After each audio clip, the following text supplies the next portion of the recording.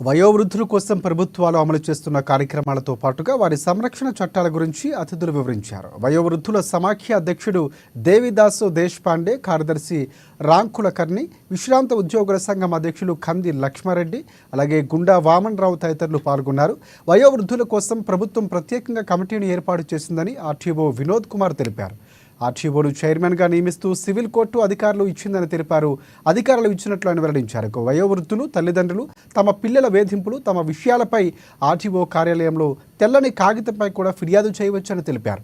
వయోవృద్ధుల సంరక్షణ కోసం అనేక చట్టాలు ఉన్నాయని, వాటి గురించి అవగాహన పెంచుకోవాలని సూచించారు.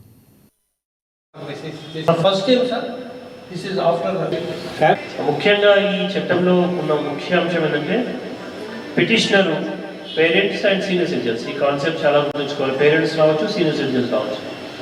వైట్ పేపర్ మీద రాసి ఇవ్వచ్చు, రాయకుండా మా ఆఫీస్లో సిబ్బంది ఉండి రాయిస్తారు. ఇది కూడా చేయలేకుండా ఆన్లైన్లో అప్లై చేయడానికి ఒక అవకాశం ఉంది. దీంట్లో అడ్వకేట్స్ కాదు, సివిల్ కోర్టు పరిధి ఉన్నా, సివిల్ కోర్టులో ఈక్వల్ అధికారం ఉన్నా అడ్వకేట్స్కి అధికారం లేదు. సో చాలామంది కొడుకులు ఏం చేస్తారంటే మొత్తం ప్రజెంటేషన్ మంచి చేయాలని చెప్పేసి సర్టిఫికేట్స్ రాయించుకుని వస్తున్నారు. ఎందుకంటే పర్ఫెక్ట్గా రాయాలి, ఎక్కడ కొలు అనేది తీసుకొని వస్తున్నారు. కానీ advocates are not perfect to argue. సరే వస్తే జస్ట్ అలా కూర్చోబెట్టి ఉంచడం. నేనైతే ఫస్ట్లో అయితే అసలు అడ్వకేట్స్ ఛాంబర్లోకి ఎంత కానివ్వలేదు. సో అడ్వకేట్స్ లేకపోవడం ఒకటి, పిల్లలకు అప్పీల్ లేదు. పేరెంట్స్కు, సీనియర్ సిటిజన్స్కే ఆర్డీఓ గారు ఇచ్చిన ఆర్డర్ను, చైర్మన్ గారు ఇచ్చిన ఆర్డర్ ఒకవేళ నచ్చకుంటే అప్పీల్ చేసుకున్న అధికారం ఉంది.